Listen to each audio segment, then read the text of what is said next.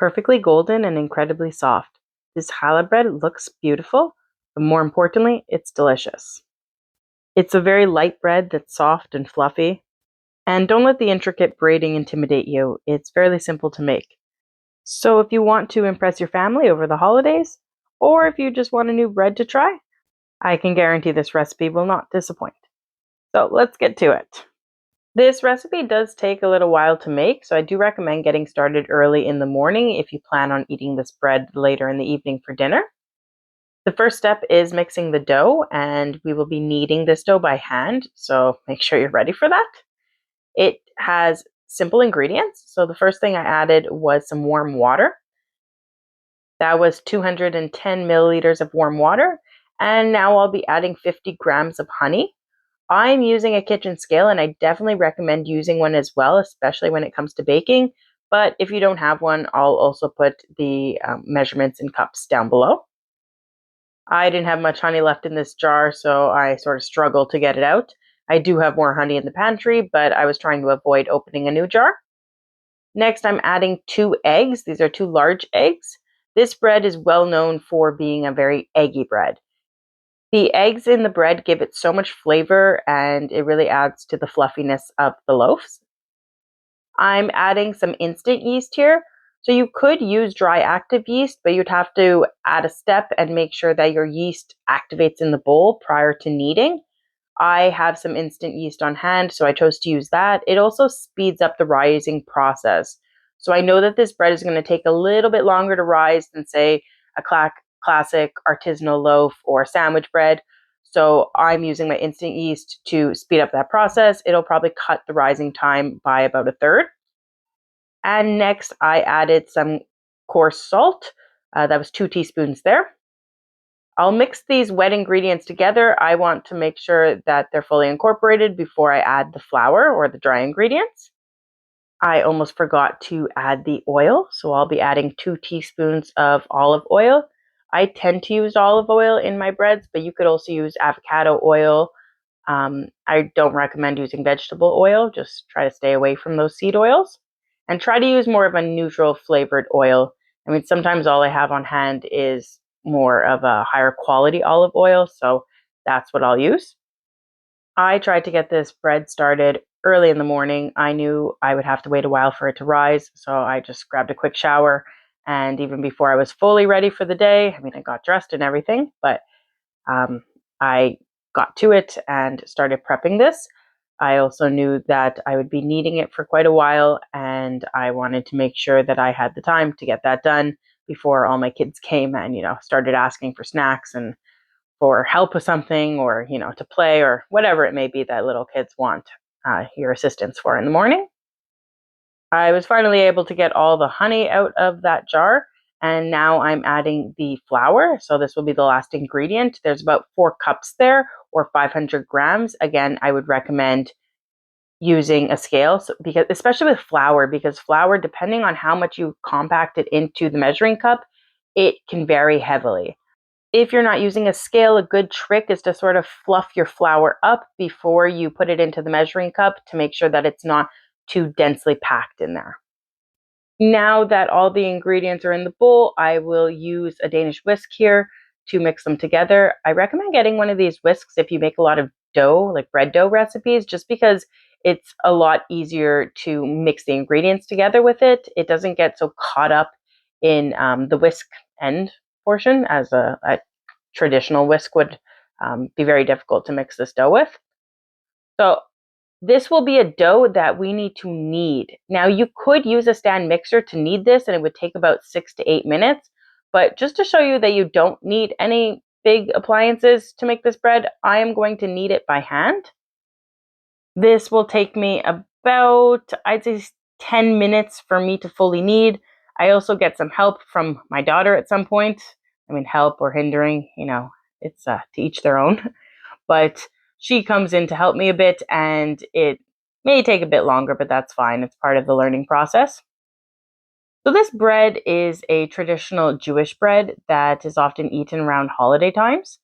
I grew up with a Jewish bakery near where I lived, and my dad used to love going to that bakery and getting challah bread. he would pick it up early in the morning from the bakery and bring it home, and then my mom would make some fresh French toast with it. It was one of our favorite uses for this bread, and it was sort of that special treat that we had on weekends once a month.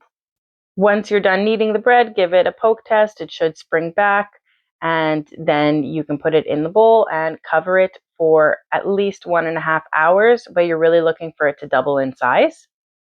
Every time I make this bread, I honestly tend to make it in December because it reminds me of my dad.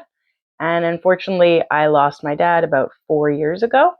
He passed away, and I make this bread every December just to honor him and in memory of him.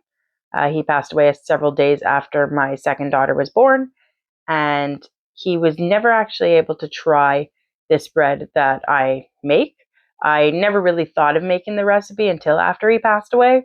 So once that happened, I thought that, oh, this would be a nice way for me to sort of bring back some good memories that I had with him, and I could pass on this tradition to my kids and sort of talk about him when we made this bread together or when we ate it around the dinner table or breakfast table. I do wish he could have tried my challah bread, but I know he would be proud of me either way. What I did here is I punched down the dough after it had risen, and then I'm separating it into 12 equal portions. We will be making 2 loaves with this recipe, and each loaf requires 6 pieces of dough to make the braid. So I weighed these out on the scale just to make sure that they're relatively even in size. I was not completely precise, but I was, exact enough. And then what I do is I put the balls down, and I'll take the first ball that I made to move on to this rolling step. Because as the dough relaxes and sits there, it will slowly be easier to work with. So what I'm doing here is I'm just pressing each dough ball down. I'm sort of rolling it or folding it. So I make kind of a rectangle, and then I fold it over, and then I'll roll it with my hands as you see me doing. This will help cinch the seam and keep it together. And then I'll make it sort of into these little, I'd say 7-inch pieces, so that they can rest a little longer. And now I took the first one that I made, and again, I'm rolling it with my hands, just trying to stretch it out. This dough does spring back quite a bit. So once I've rolled it out, I will then place it down on the countertop. That will be the final, braid strand that I use. And I tend to push down on the top and bottom and get it to stick to my countertop, just so that it doesn't spring back completely and shrink in size. I find this helps just to maintain an even size. So I'll do all 6 pieces, and I will give you another view of this later, so that you can, have it from a different angle and watch the braiding process. So I make sure everything is now put together. My 6 strands are ready to go. Here I'm evening out my strands and making sure that they are all similar sizes. Now is for the braiding process, and you don't have to overthink this. It's not that difficult, and it does not have to be perfect. It will still look beautiful and turn out delicious. A 6-stranded braid is easy once you get the process down pat. You just work with 2 different strands at a time, and you're constantly moving things back and forth. I will give you another look at this very soon with the second loaf, but this is just showing you that it doesn't have to be too difficult, and anyone can accomplish this. I will say that I've had a bit of extra sort of experience doing braids, especially with myself being a girl and having a sister, and then I had 2 daughters first. So of course I've been practicing braids for a long time, but this is a skill that anyone can learn. Once I'm done, I tucked the outsides under, and then I place it on a piece of parchment paper. So here's another look at the actual process, just in a bit slower motion and a better view, so you can follow along. I'll take the dough ball that I first created, just because it had relaxed the most. I will press it down with my fingers and form somewhat of a rectangle, so it doesn't have to be perfect.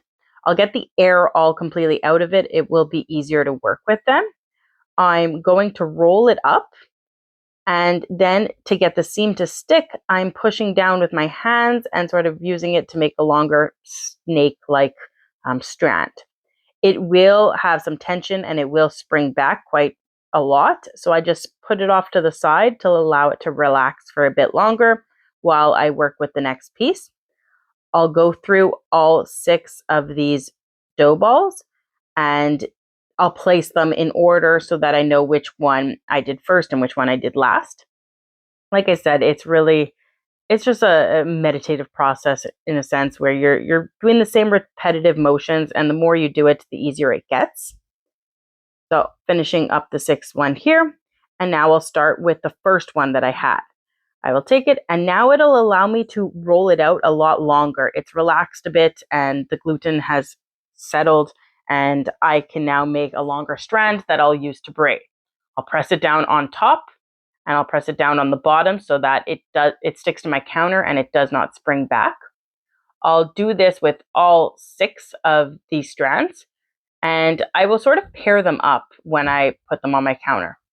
You want to make sure you leave yourself enough space too. And they don't have to be perfect. They don't have to be completely uniform. And I actually find it easier if the ends taper off so that when we're tucking it under in the end, it's not like this big bulge of dough, but rather it's just a little tiny piece of dough that we're trying to stick underneath to finish the actual loaves and to have the seams stick. I will speed up the process here as I do the other 4 strands.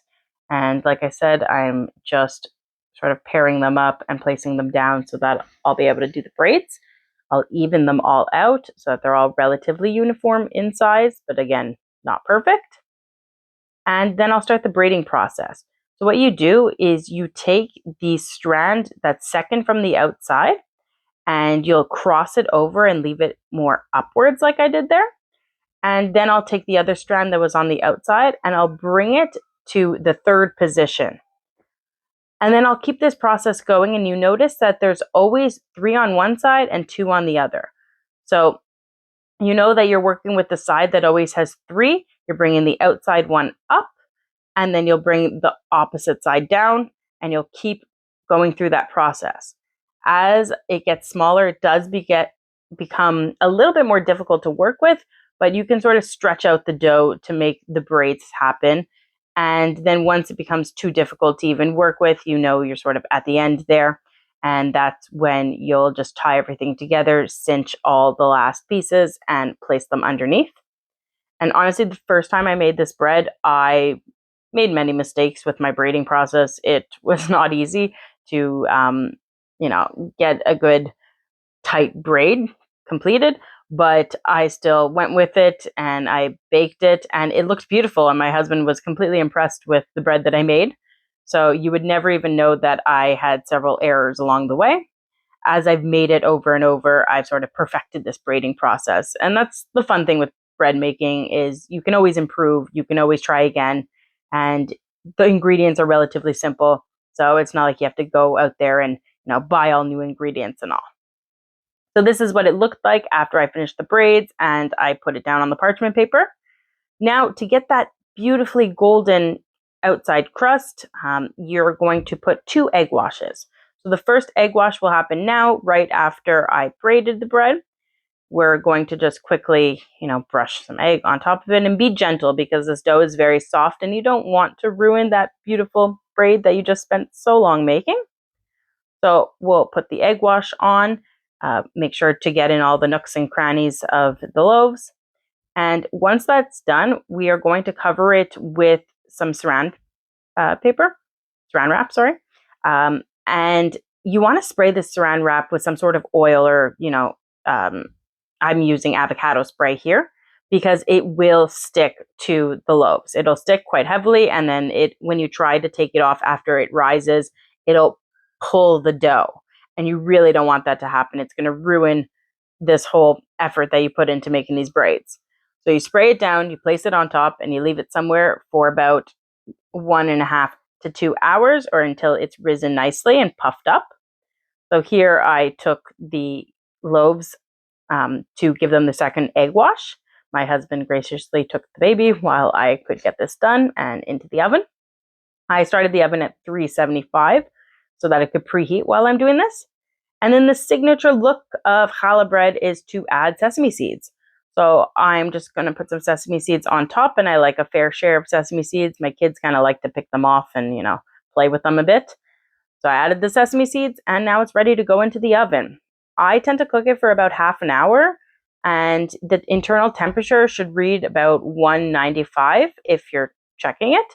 But I know after half an hour my bread's done, and it looks lovely and golden, and it's honestly a super impressive bread. Whenever I bring it somewhere, people are sort of in awe that I made it from scratch. But some breads, they don't have to be difficult. You don't have to overthink them. It's just a bit of a braiding process, and it delivers these stunning results.